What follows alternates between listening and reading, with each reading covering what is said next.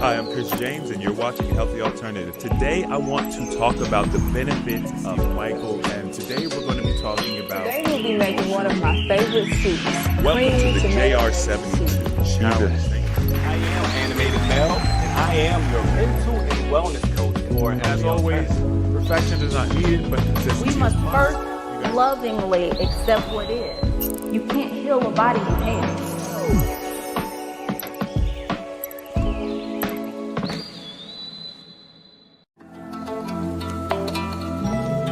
I just want to take a moment to say thank you to all of you all for coming.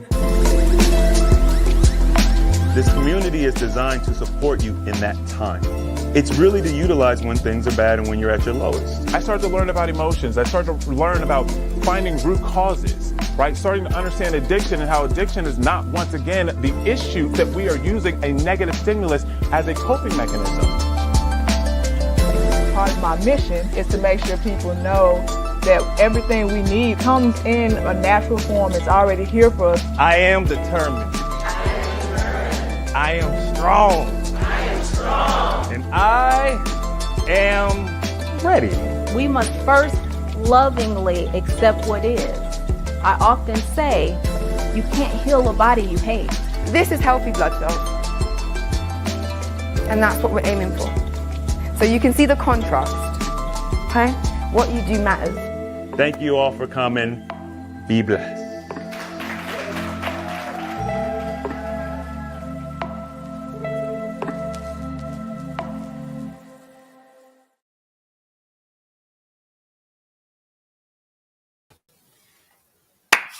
Welcome, everyone. Hope you had a great past couple of days. It's been snowing here in Dallas, Texas, which is absolutely insane. I mean, I guess not. It's been snowing every year that I've been here. It's had some kind of snow or ice.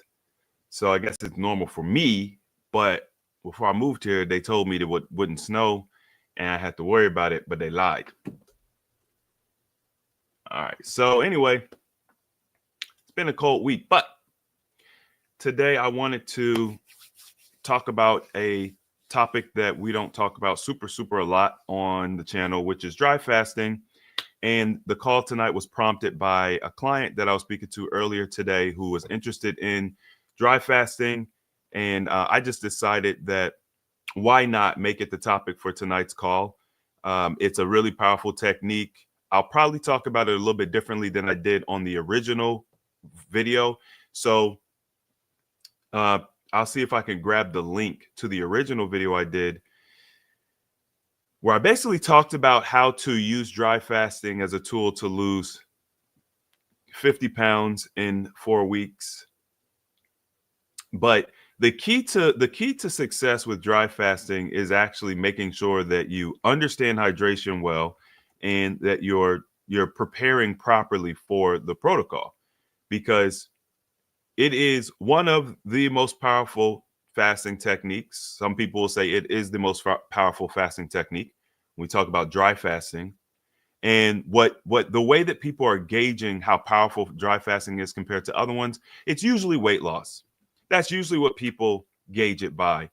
I don't see a problem with gauging it by weight loss, because if you're getting more weight loss, it typically means that you're seeing more benefit in other areas as well. When it comes to fasting, it's not like you can do a fast that's not going to help you with weight loss, that's not going to help you with mental clarity, that's not going to help with, all the things that you get from fasting. It's just that different fasts do things at different intensities.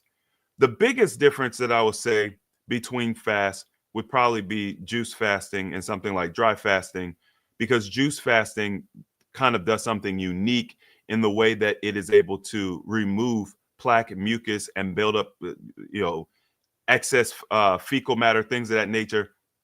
It's able to move it out of the system because you're using the juice. So juice is definitely unique, and then juice and dry are kind of the furthest apart. But it doesn't necessarily mean that that one is less effective. They're just different. They're really just different. But when it comes to water fasting and dry fasting, there is a pretty stark contrast in what you experience.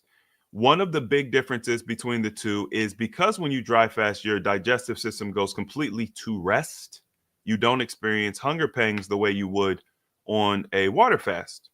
So that can be a huge benefit for a lot of people because for most of, well, I say a lot of us, the first 2 to 3 days of fasting is difficult because of the hunger pangs. And then that's why you'll hear a lot of people talk about after day 3, it got easier for me. That's because your ghrelin production tends to kind of go down and kind of regulate a little bit. And you just don't get those spikes of hunger pangs as frequently or as intensely. Okay. Now, this kind of leads us into the first part of the talk tonight because we want to talk about preparation, how to properly prepare for a dry fast. And it's really going to be very similar to how you prepare for like any other fast. We just have a major emphasis on hydration.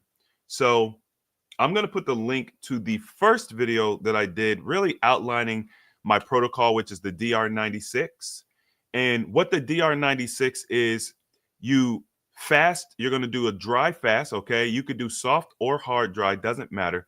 But you're going to do a dry fast for 4 days or 96 hours, and then you're going to refeed for 72 hours or 3 days. Okay, so that's the way the cycle works. This is a weekly thing.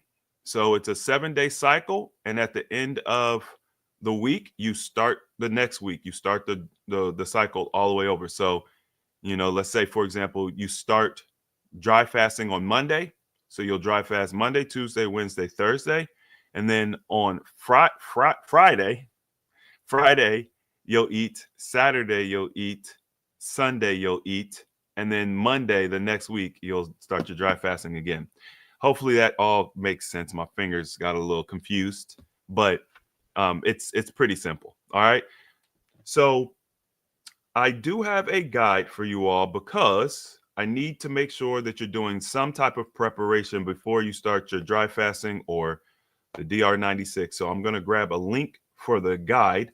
All you have to do is go to our website. If you go to ahealthyalternative.org, on the main page, like as soon as you get onto the main page, it'll ask you to grab our guide, and you just put your information in, and we send you the guide via email.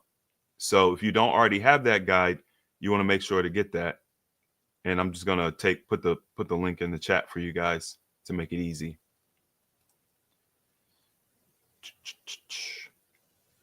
The big focus for the DR96 is hydration, as I mentioned earlier. And when the first things you guys are going to do when it relates to the guide is you're going to start reducing dehydrating foods. Okay. So we're going to eliminate breakfast because, it's a very good chance that you're eating 3 to 6 meals a day. If you're a standard American or standard, you're eating a standard diet wherever you're from. We've all kind of been taught the same thing. Eat breakfast. As a matter of fact, I got a comment on one of my videos the other day. Someone said I was wrong about stating that breakfast is the most detrimental meal of the day because breakfast is technically breaking your fast and you could eat that anytime. And I said, well, I don't know where you live, but in America, breakfast means a very specific thing at a very specific time, right? When we say breakfast, we know exactly what that means. We know what time frame that is, and we know what type of foods we're talking about. So when I make that statement, if I can just be clear, what I'm saying is if you're eating between the first 5 hours that you wake up in the morning, and you're having traditional breakfast foods would be pancakes, toast, biscuits, eggs, pork, turkey, all these heavy things with this processed oatmeal or orange juice, then you're going to have problems. It's going to cause you a lot of problems. Okay. We want to skip all of that. So the first 5 hours, we don't want to be eating anything. And then if we are going to eat something, or if we're going to have something, maybe a piece of fruit or something of that nature, that would be the most. But you don't want to be eating these large breakfasts for 2 reasons. Number one, it makes your transition to fasting more difficult. I actually just spoke to one of the individuals we had on the group, the call, they did a little interview with us, and they had some difficulty with their fast, and I was just like, you know, one of the challenges that you're probably going to run into is transitioning from what you're eating currently to fasting if you don't do a prep. And they were like, yeah, I definitely didn't prep. And I was like, there you go. So you want to start prepping, and I usually say a week minimum. It really just depends on what it is you're getting into, but I usually recommend a week minimum, and in that way you can transition to your fast more seamlessly. It's going to increase your chance of success. All right. So here is the link for it, the guide. I mean, it's just on the website, but you want to get that. Does dry fasting, hold on, does dry fasting give you the same symptoms as water fast? No, yes and no. So I mentioned earlier that you don't really get hunger pangs. Me personally, I didn't experience cravings. The only thing I craved was water. So that's two very big differences that most people experience, because those types of things will knock you out of the race. Now, what I will say is, outside of that, you will experience very similar detox symptoms, but they'll be more intensified. And the timing of when things happen will change. Typically, I find the first couple of days of dry fasting to be pretty easy. By the third and fourth day, it starts to get more difficult, and it gets increasingly more difficult as you go on. So the DR96 is designed to keep you guys in that short range of dry fasting to where you see incredible benefits, but you don't get too deep into it. That's going to make sure that when you refeed, if you're not refeeding properly, you don't hurt yourself too bad, or you don't overexert yourself. There's a lot of reasons why I cut the dry fasting off at the 96 hours, but don't worry, because 96 hours is plenty. If you're looking for weight loss, disease reversal, or anything of that nature, you don't really have to do much longer, because dry fasting is a more potent fasting method. Okay. So with the prep, the first thing we're going to do is reduce the dehydrating foods, cut out breakfast. We're going to increase our water intake so that we're focusing on drinking about a gallon of water a day. We don't have to, that doesn't have to be perfect. What's more important is that you're not drinking more than about 16 ounces of water in an hour. What I see a lot of people do is they'll take a gallon of water, they'll get to the end of the day, they're only halfway through the gallon, and then in order to complete the gallon, they'll just guzzle the gallon of water. You don't want to do that. There's no benefit. It's only going to hurt you. Okay. And that goes for pretty much any situation. You're never supposed to guzzle water like that. It's never beneficial. So always remember to pace yourself when drinking water, and that'll help you hydrate better, which is the main focus of the prep going into dry fasting. Okay, so we're going to stay away from dehydrating foods. We're going to increase hydration through water. You can increase how hydrating your water is by either sun charging your water. And I know it's wintertime right now in the States, so you guys probably don't want to put your water outside, but you can also use things like chia seeds. You could use fruit. You get some lemon slices or key lime slices and let that cold steep in your water. Or you could do like plants. You could do, mint or any other plant material that you might want to put in your water, and you let it cold steep for a few hours, and that will change the structure of the water, making it more hydrating. Okay, so those things will all work. I suppose if you want to, I know I always get questions about salt and different things.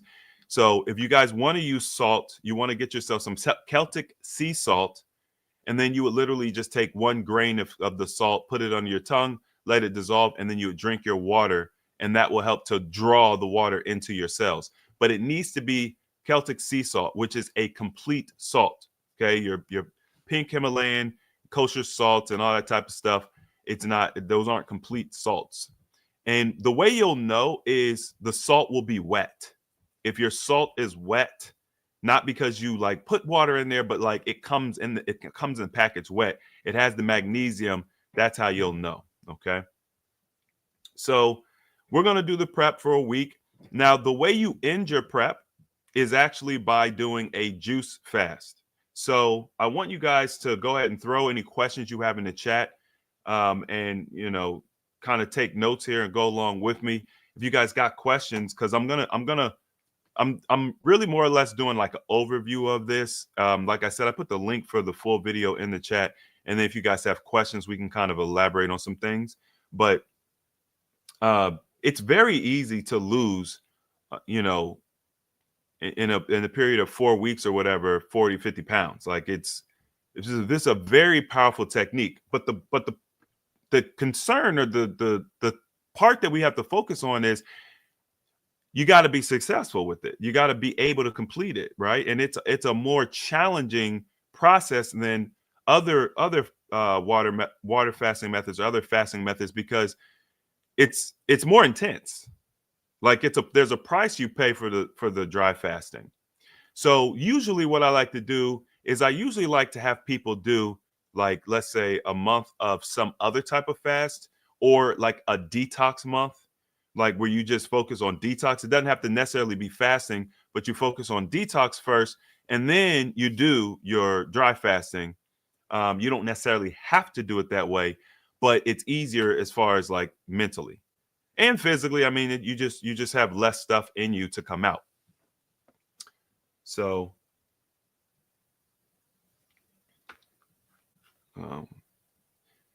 let me see. We're going to move on.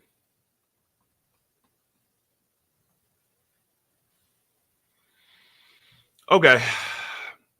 So there are some tools that you guys can add to your preparation process, as well as your actual fasting process, that's going to help you out. We talked about the more intense detox symptoms you experience when you do like a DR96.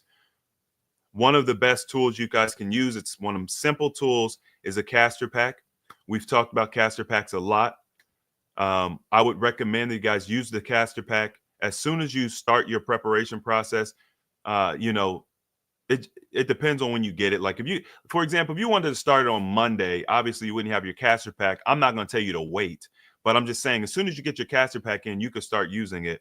And the goal would be to use the castor pack to start breaking up the gunk in the liver. Okay, so you might have some sludge, mucus, and bile and things of that nature, or little small crystals in there. And the castor pack will start to break that stuff up. You can flush it out. And then that way, when you start fasting, you'll have a little bit better experience versus when your liver is backed up or low functioning and you start dry fasting, you're dumping a lot of contaminants in your system. Your elimination pathways are clogged in various places. So it makes the overall experience more challenging. Okay. So you just get the castor pack, put that on the liver every night before you go to sleep with it on, let that castor oil penetrate, loosen up the liver, clean it out, and then you'll get a better experience when you start fasting. One other really, really important tool that you guys can use is scheduling yourself a colonic. So at the end of your preparation week, you're gonna do your juice fasting. This is a perfect time to go ahead and get yourself a colonic. You're going to go where you have a therapist in the room with you. They're going to control the pressure, the water, and all that stuff. They're going to get the water deep up inside you and then let it flush out. And what that will do is anything that you have loosened up in the way of toxins in the system throughout that week, anything you've loosened up, it'll come on out really easy. And then you're going to start your dry fasting protocol much more seamlessly. It's going to be a lot easier. So the juice is designed to help you do that. The colonic is designed to help as well. You don't have to do all of these things. You technically don't have to do any of them, but these are things that I have found to make massive difference in your overall experience. So if you've got the resources, I recommend that you do it. It will not hurt you at all. It will only help. So if you don't have a juicer, then you can usually find grocery stores that will have fresh pressed juice. Like I know for a fact Whole Foods has it in their produce section, places like Kroger, places like Publix. I'm pretty sure Publix has it. Those types of grocery chains will typically have fresh pressed juice in their produce section. Okay, it's usually not going to be where all the processed juice is. They usually do make a distinction. I want to make sure you guys know that. If you don't have a good source to grab juice and you don't have a juicer, one cool thing you could do, especially if resources are tight, go on Craigslist, if Craigslist is still a thing, or eBay, or ask a family member if they have an old juicer from Christmas that they never used from a Christmas gift, and see if you could get it from them either at a discounted rate or for free. Okay. Juicers are one of those things that people who use them love to gift them because they know how beneficial they are. But if you're not really into juicing, you might use it one time and then it sits and collects dust. So there's a lot of juicers out there in the world where you guys can get them at a discounted rate, and they'll be nice. They'll be really nice. I personally recommend the slow masticating juicers. That's my personal recommendation for a higher quality juice. And it can affect the price, but once again, if you're using some of these other methods, you should be able to find it reasonably priced. So one of the great benefits of dry fasting is that the body will actually start to create its own water. All right. So we do say, hey, make sure that you start hydrating well and all that stuff. You want to prep. We just don't want to skip that. But basically what happens, and this is one of the greatest tools that dry fasting has, it will siphon off water in the body to use, because people always ask, well, Chris, where do you get your water from when you dry fast, especially for that long? You are made of water, my good person, my good man, my good sir. You are made of water. You know what else is something that the body uses that's made of water? Inflammation. Okay. So DR96 is the ultimate inflammation buster. We talked about chronic inflammation on a couple live streams ago. If you have chronic inflammation, dry fasting is the ultimate tool. It is insanely good at reducing inflammation in the body. Why? Because when you're not taking in any water, the body starts to look for water. So if you have inflammation, which is the core of much disease, so if you have disease, you probably have lots of inflammation, and you probably have lots of water that you can pull from. The other thing you have to keep in mind is that most of your weight is going to come out through your breath. That's how you lose weight. 80% of your weight comes out through your breath. So if you have inflammation and you have your body is dumping, you start fasting, your body's going to dump toxins into the elimination pathways. You need water to move that out. So the body is going to move the inflammation out along with the toxins, and it's going to come out, and a lot of it's going to come out through your breath.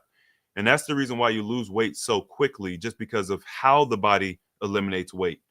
You lose a little bit, obviously, through your urine and your bowel movements, things like sweat, right? But the mass majority of it is going to come out through your breath, through water. Uses water to transit out. So it kind of, the dry fasting process kind of supercharges all of that. It supercharges everything. And the other really key point, because the thing is, people think that when we talk about like the fasting shrink week, they think that you have to do like 21 days of fasting in order to get the benefit. When we talk about the fasting shrink week, which is basically a week of time, a 7-day period where you're gonna be fasting, but you're not gonna lose any weight, but you're losing a massive amount of inches off your body, which is the toning and sculpting that everybody wants, and that is the key to not getting loose skin. It happens through a process called autophagy, which takes place with virtually all your fasting techniques. The difference is when we talk about the fasting shrink week, that is a very long duration of high level autophagy. It's just a really, really powerful way to lose weight without loose skin. But you get it in shorter fasts too with autophagy. And with dry fasting, because it's a more intense protocol, you get better autophagy for a shorter period of time. It's not as much as you would get on a 21-day water fast for, if you were going to do a 4-day dry, but it's better than what you would get on a 4-day water, if that makes sense. Okay, so autophagy is how you're going to sculpt and tone your body. You do not need to go to the gym. And that's very important to understand, because when you do dry fasting, it is a very intense detox. I want you guys to think about fasting in general as if you're laying down on nature's surgery table. That's essentially what fasting is. We don't look at it that way, but if you do, and if you did look at it that way, then what you'll understand is if you go to get surgery, you're not playing basketball the next day. It doesn't really matter how minor the surgery is. If they have to open you up and close you, you're probably not playing basketball the next day. Now, how big the wound is, how much work they do, that's going to determine how long you're going to be on quote unquote bed rest or, limited activity. But we all know that if we went and got surgery, we would not be doing strenuous exercise. We would not be at the gym trying to push. So if you guys look at fasting like you're on nature's operating table, then you'll have that same mindset. And that's why I say that. And I want you guys to really think about that, especially if you've ever had surgery. I want you to think about that. There's minimal benefit to trying to do dry fasting and then pushing yourself hard at the gym. More than likely, you're gonna gas yourself out, and you're gonna end up breaking your dry fast. And whatever benefits you're looking to get, you're going to lose out on those benefits because you don't complete the fast. So it's better to either not exercise. And when I say exercise, I'm talking about like going to the gym and working out. It's okay to walk around. It's okay to do stretching, right? Do breathing exercises, grounding, things of that nature. So what you might consider like light exercise, but you get no real benefit from doing, traditional exercise on your fasting, especially when your body is not acclimatized. Now, if you're used to fasting, it's part of your lifestyle, it's what you do, then yeah, you could fast and you could work out, and that's normal because you're not going to shock your system. But what we try to do is we try to go from the standard American diet, eating McDonald's and processed food, where we don't drink water. I have watched people go all day with 1 16-ounce bottle of water. Like I've seen that so many times. And for me, because just the way I was I grew up, I don't like to be wasteful. So I cringe because it's wasteful. But then also when I think about it from the wellness coach side, I think, wow, people really don't drink water. So you don't drink a lot of water. The body does not absorb and process the water that you do drink very efficiently. So you're eating the processed foods, and then you want to go through all of that. And then just the next day, you want to start working out, going hard. You want to flood your body with water. You want to fast. You want to do all these things. Guys, you're going to shock your system. You're going to shock your system. And this is why people's hair be falling out, why they be having hot flashes and, having all this weird stuff happening, because you're shocking your system. Even though what you're doing is technically a good thing, the way you're approaching it is not optimal. And so you're putting yourself at risk. You're putting a tremendous amount of stress on your body. We just got to remember that, our bodies, we perceive stress as a certain way, but we have to think about, how does the body perceive stress? Most of us are already in a fight or flight mode anyway.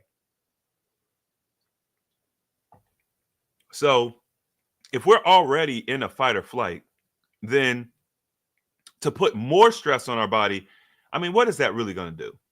It's going to limit what you can, limit what you can accomplish, because like I mentioned in my other live stream, when you're in fight or flight, your higher brain functionality goes down. So you actually start spinning your wheels. Like your wheels are spinning, but you're not going anywhere because you're getting lowered efficiency out of everything you're doing. It just doesn't make sense. And I know I'm spending a lot of time on this because I get this question so much about going to the gym, and I get the logic. I just want you guys to understand that the body doesn't get the logic. Like it doesn't work for the body, and you don't need to do it.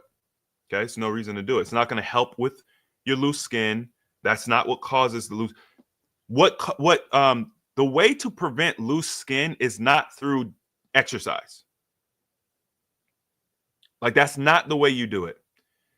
Does exercise play a role? Of course, exercise plays a role. You get your lymphatic system moving. That's good. But it's not the main determining factor. It's really about cellular hydration, meaning you could do absolutely no exercise, fast the right way, and not have loose skin. Now, the way that your physique looks when you get to the end of your fasting and all that, that's a whole different story. You want to tone up, you want to build a certain physique, whole different story. But as far as the loose skin goes, it just has nothing. I'm sorry, it just has nothing to do with it. And I know everybody wants the gym to be a key to not having loose skin. It just is not. If it was, look at how many people who are on YouTube who work out every day. Okay? These people who go hard, they work out every day. And they lost 100 pounds, 200 pounds, and their main thing was exercise. And look at how much loose skin they have. If exercise was good or efficient at preventing loose skin, you wouldn't see all these people who lose their weight through exercise having all this loose skin. It just doesn't make sense.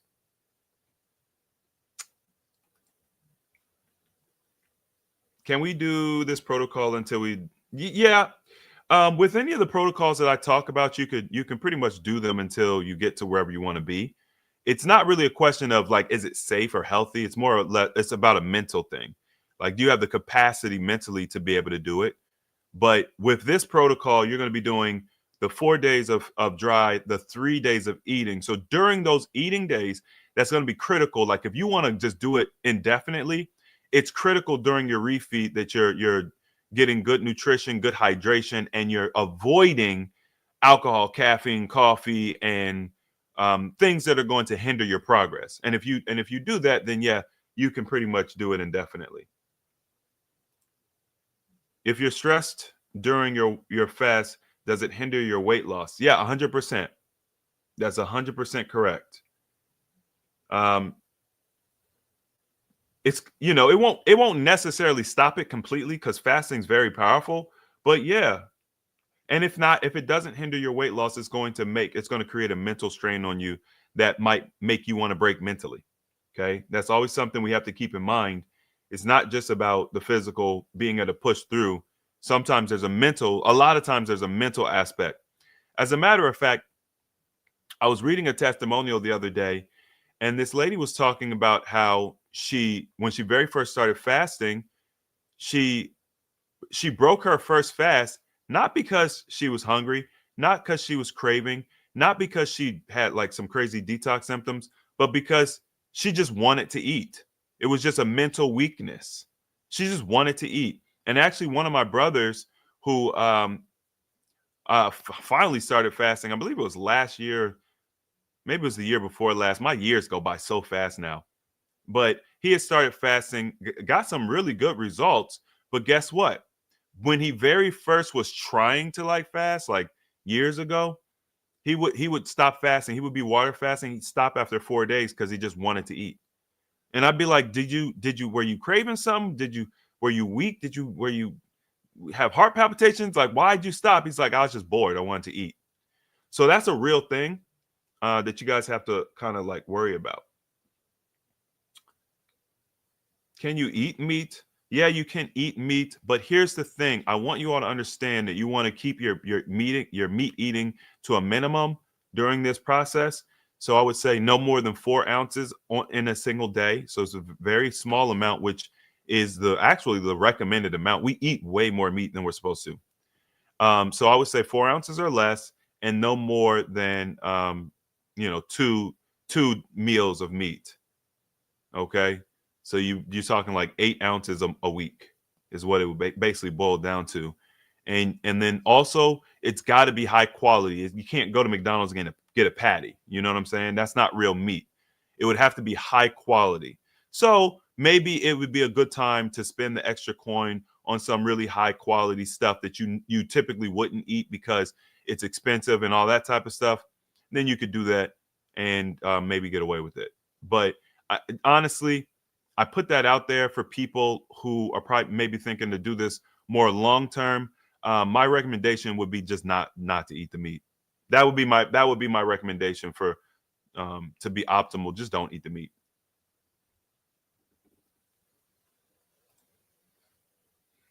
All right.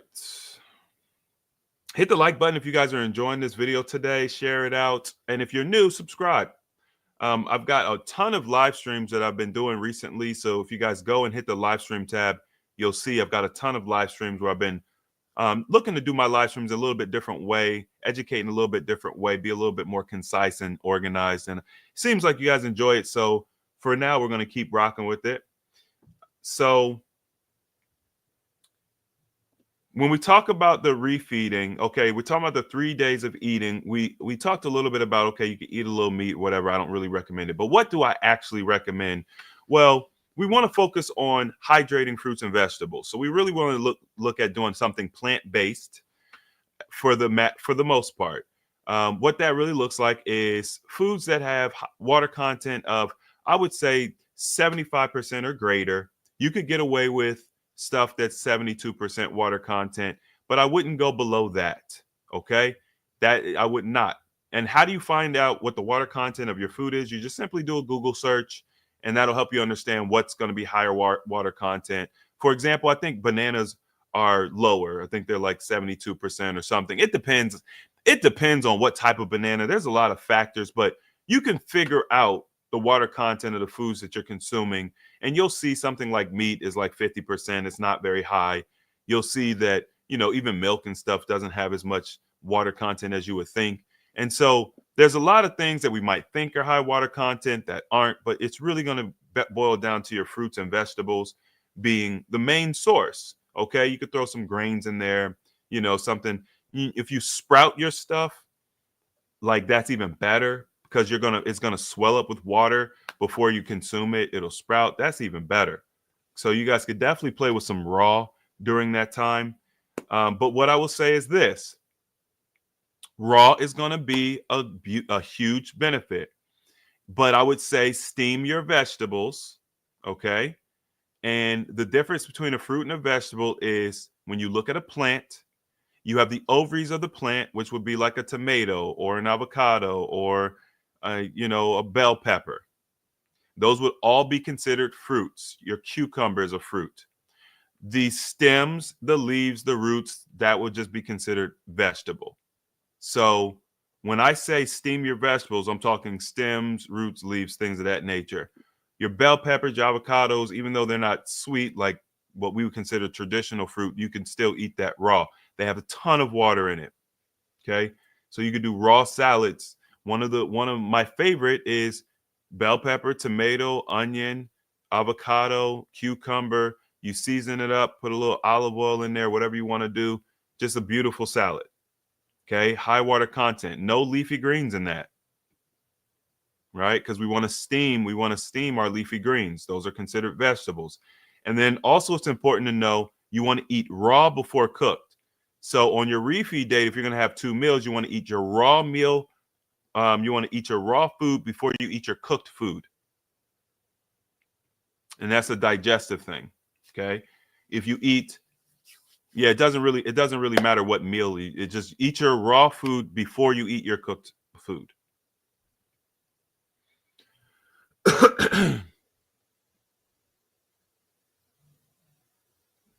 Now, we already talked about loose skin and staying hydrated, but there's a couple more keys I just want to make sure we highlight. You can use the castor pack. We talked about using the castor pack on the liver to help to clean the liver up. If you want to spot target like certain areas on the body with the castor pack, you can do that as well. So, like, for example, if your arms are sagging, like, you know that your arms are sagging, maybe they're already sagging. Yeah, you could literally take a castor pack, wrap it around your arm, and go ahead and spot target like that. You can wear multiple castor packs if you want to. And there's different sizes available. So, like, if you're going to do the arm or the throat or the chest or the stomach, you got different sizes. You want to do the thighs, there's different sizes. You can have multiple. It's no big deal. And so that'll help for people who do have areas that are problematic for them, or maybe if you already have areas that are just a little looser, you could use that.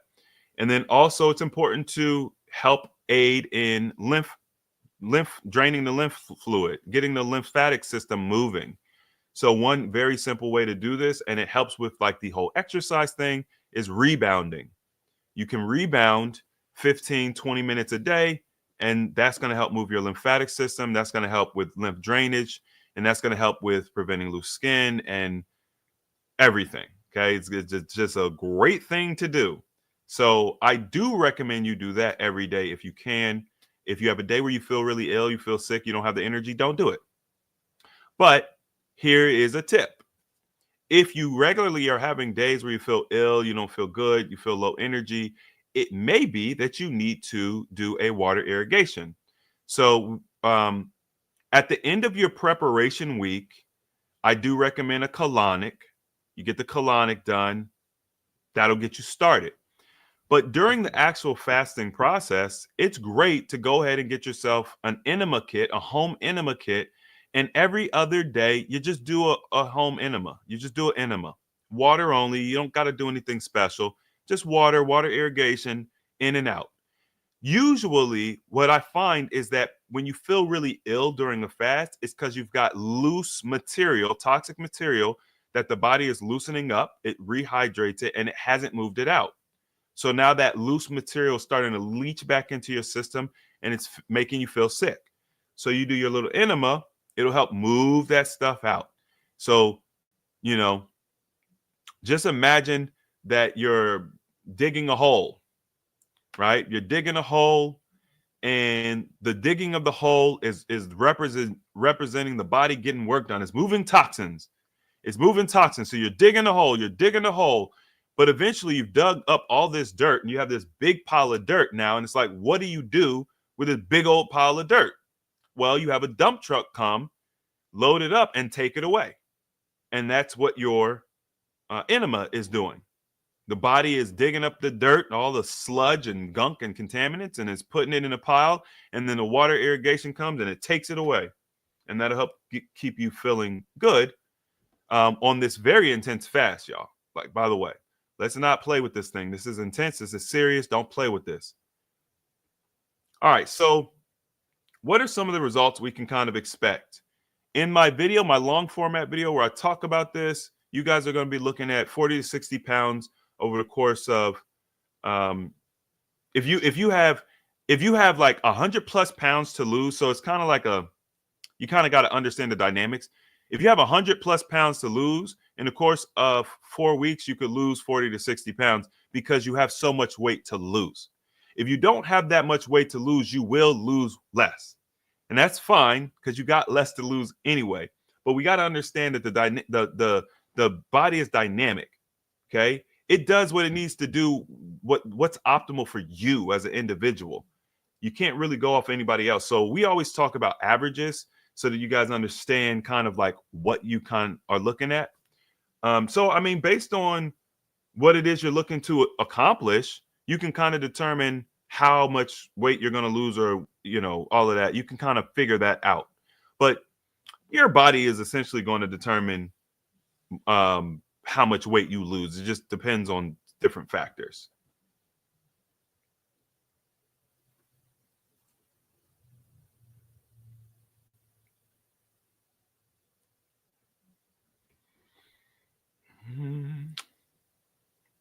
Okay.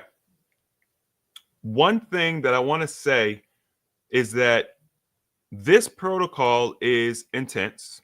If you guys have ever done dry fasting, you already know.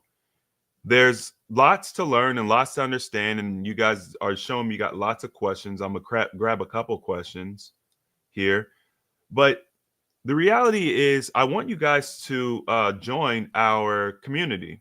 Okay, I've got a free membership that is basically it's here for you guys to use as a benefit. Hold on, I see somebody said I'm fuzzy. Am I fuzzy, y'all? I don't know why this internet is fuzzy. Like I'm seeing a signal from StreamYard. I don't think it's my internet. I think it's StreamYard or maybe a combination. Okay, if my stuff is fuzzy, give me a second, everybody. Let me see if I can clean it up. I don't know if this is going to work, but give me a second.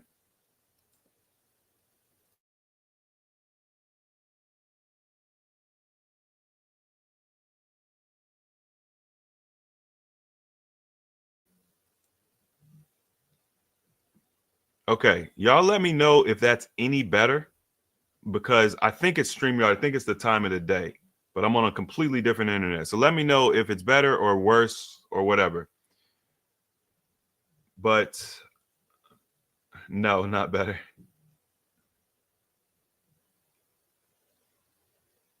Okay. Yeah, I think it's StreamYard. Let me see if I decrease my camera. Let's see if that helps.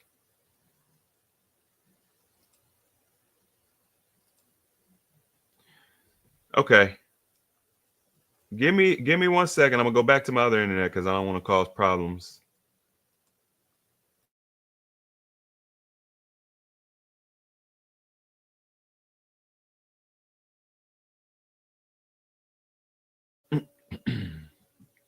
Okay. So you guys can hear me fine. That's great. All right. So I want to invite you all to my free membership area for support, questions. We've got an incredible. We've got over 10,000 members over there. You know, people know what they're talking about.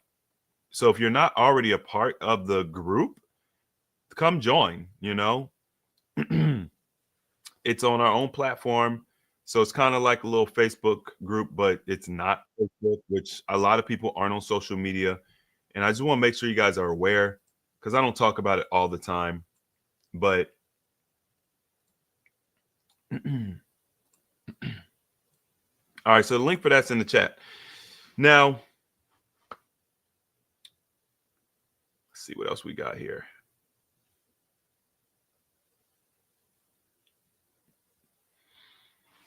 One other thing that I wanted to make sure you guys are aware of. I just recently finished my cookbook. It's called Almost Alkaline: Cook Your Way to Better Health. And what that cookbook is designed to do is to help you guys understand how to transition from like a traditional standard diet or whatever you have now to a healthier diet. It's a transitional thing. So you have different food options that are really tasty, really comfort food and all that type of stuff. A wide variety of different types of dishes, everything from soda to cookies to butternut squash entrees. I mean, it's just a whole nice variety of stuff. So if you guys are interested, you don't know what to eat, or what should I do on my refeed day, then I think this would be a great option for you. And I'm gonna grab the link for that too, so you guys can grab it if you want. Oh yeah, I will say that book is on pre-sale right now, but it will be shipping very shortly. I just need to confirm. I had made some last minute changes, and I always order a sample to make sure nothing's crazy wrong or anything. And I just got to get those samples in before I order the big batch. So we're looking to ship those in early February. Okay.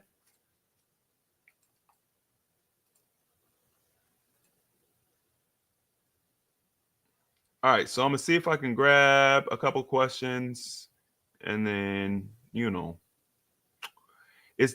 okay. Is the caster pack reusable? Yeah. So you can reuse the caster pack. The recommendation is to replace it after 3 months. So that's the standard practice. You could just use one. You don't need to use multiple, or if you want, you can use multiple. You can use on multiple different places. If you want to just do it while you sleep, you could just use one and just move it throughout the day where you put it, if you want to do that. But you get the most optimal benefit from using your caster pack overnight. So, I mean, that's what I would recommend. I don't recommend you guys walking around with the caster packs during the day. It's a little cumbersome. It's a little messy. It doesn't make sense. It's not as optimal as doing it at night. So just do it at night. All right. Okay, I see this. What's a caster pack? So I'll just answer this real quick. It's like just imagine a cloth pad, and it has a backing on it to keep the castor oil from leaking out. And you have a cloth pad. You just wrap it around your body, and you put castor oil on the pad, and then the pad pretty much lets the castor oil seep into the body, and then the castor oil does all the work. It's a deep penetrating oil that breaks up sludge and contaminants and all kinds of stuff in the body. It'll break up a fibroid.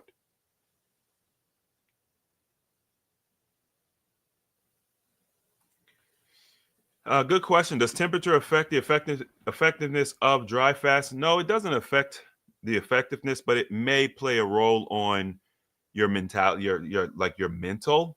Like you might not want to dry fast when it's hot, when it's 90 degrees outside. You know, I actually did dry fasting under those conditions. I used to be an electrician, and I was working on a school during the summer. And when class is not in session, the AC is not on. You know, it doesn't make sense. No one's there. So I'm working on this school. There's no AC, and then schools, there's no windows. You're not opening a window or something like that. It was stuffy, and then I'm in the attic. It's dusty. It's 90 something degrees. So I did do it under those conditions. I wouldn't recommend it, but it still worked.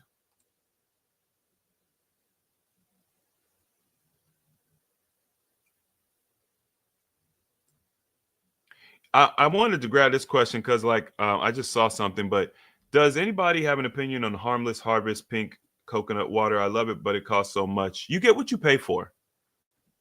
Now, that's not always the case. Sometimes you can pay extra for something and it's not beneficial. But, you know, oftentimes it costs to get higher quality goods in this world because we subsidize the negative things. We subsidize the bad things for us. So to get the good stuff, it costs more, which is ridiculous. And one way that you can know that is that who all knows that you could go to the grocery store and buy a 2 liter of soda for, 59 cents or 89 cents or whatever the case may be, but a gallon of distilled water is $1.50.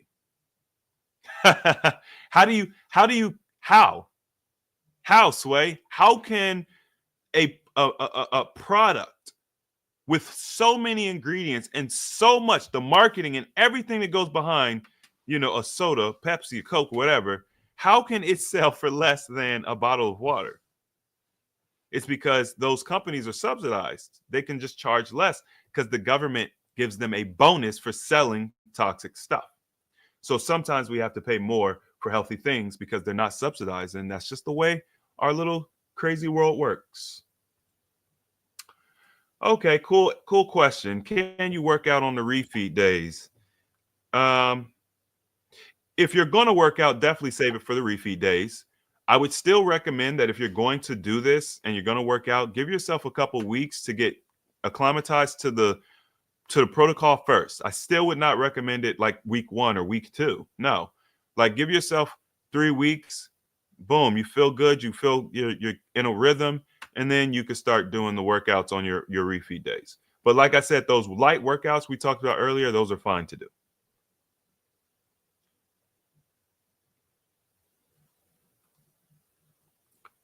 Should you still do this if you have PCOS? I mean, if you want to eliminate it.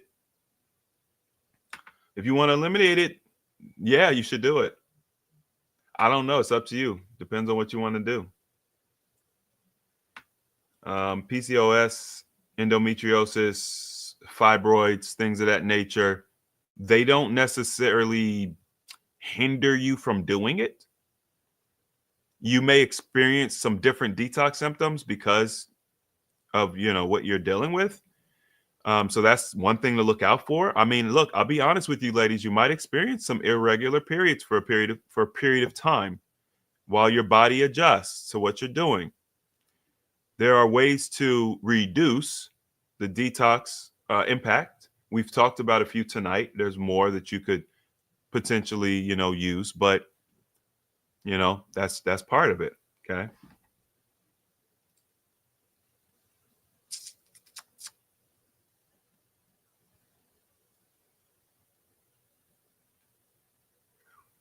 Okay.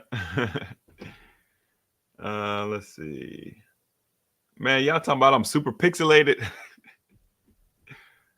The DR in the DR96 just stands for dry fasting. It's a dry fasting cycle. So you're gonna roll every 7 days, you're going through this cycle. You're going to fast for 4 days. You're going to eat for 3 days. You're going to fast for 4 days. You're going to eat for 3 days. It's a rolling cycle. Oh, thank you, Starlight. Thank you. I'm glad you joined us. All right, y'all. Thank you for joining tonight. I appreciate it. If you got something good from it, feel free to do a super chat or a super thank you. I'm taking all super chats and super thank yous. These live streams are a little extra work on my part, but I'm enjoying doing it. And of course, I like to be available to answer questions. And as I kind of get more familiar with it, hopefully I'll be able to do a little bit more with these. But I try not to make these calls too long. I already got one person talking about these your new sessions are too long. You need to summarize stuff. So let me just keep my stuff to about an hour. So do this until I reach my goal weight. I have 100 pounds to lose. You're 229. Yeah, I mean, you can if you want to. It sounds easy, but that's up to you. I mean, you can. Yeah, I don't know how easy it'll be. Look, dry fasting is not a joke. It's not a joke. How important do you think it would be to get a body scrub during this process? I thought it might help with the lymphatic drainage. Yeah, I mean, it would help. It would help. How important, I can't necessarily quantify, but when it comes to things you can add to limit detox symptoms, yeah, that's up there. Anything you could do. You can also get a lymph massage. So,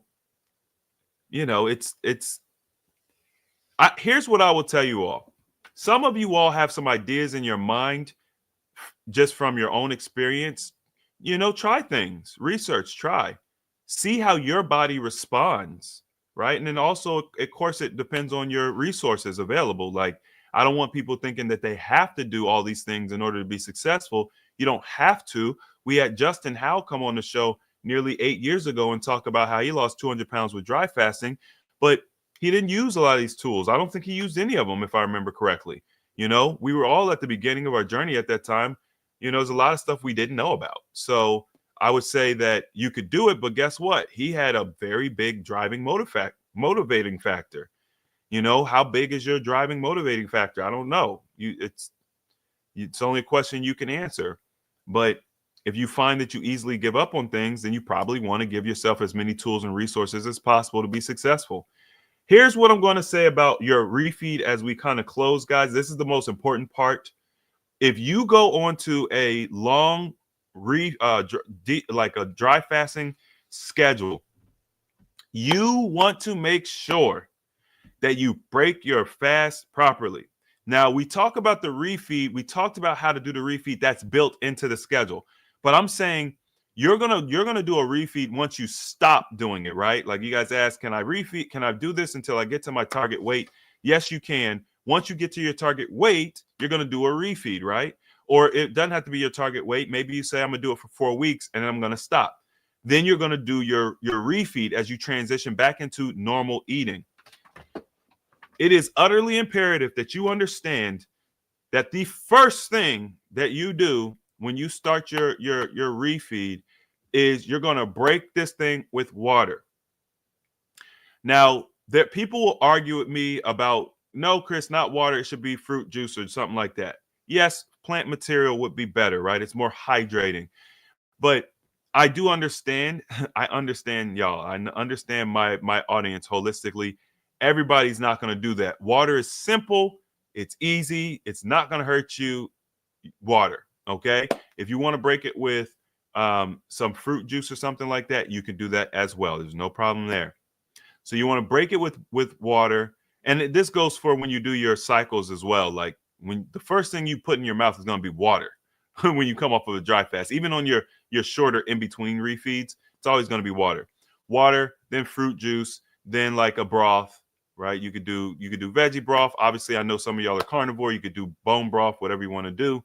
And then you're going to increase and you're going to go to your fruit, Okay, you're going to eat like raw fruit, high water content, still going to leave the vegetables alone. And then you're going to increase, you're going to go to your vegetables, but you want to make sure you steam your vegetables.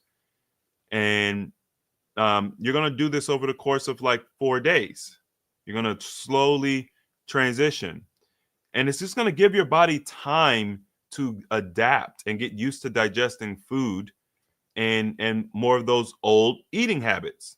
Because remember, we didn't change our eating habits. All we did was change the fact that we weren't eating. When we start eating, there's an old saying, eating creates appetite. And if you guys think about it, like if you really pay attention, you'll find that to be true. Now that I've said it, think about it, especially as you're playing around with fasting and stuff. When you start eating, see how your appetite increases. Okay. So when your appetite starts to increase because your ghrelin production is going up, make sure that you are easing your way into this traditional eating. If you go and you start eating a whole bunch of processed foods, when your body is that sensitive, the likelihood of you having some major discomfort is high. Just going to be honest. You have to take your time. You have to be gentle with your body. Remember, fasting like this is like surgery. Remember, we said it's like surgery. So I want to make sure that we all understand that.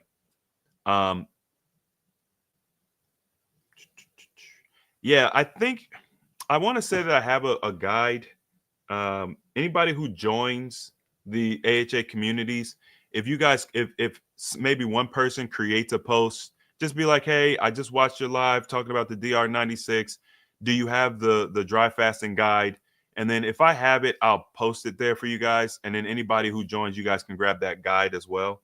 I can't remember if I have that guide or not. I just got to look for it. But I need help structuring all the tools and regimen I need. I'm so scared to mess myself up more, but I will come to the channel and do my best. So what you could do is watch that video that I did. It's more structured for the DR96.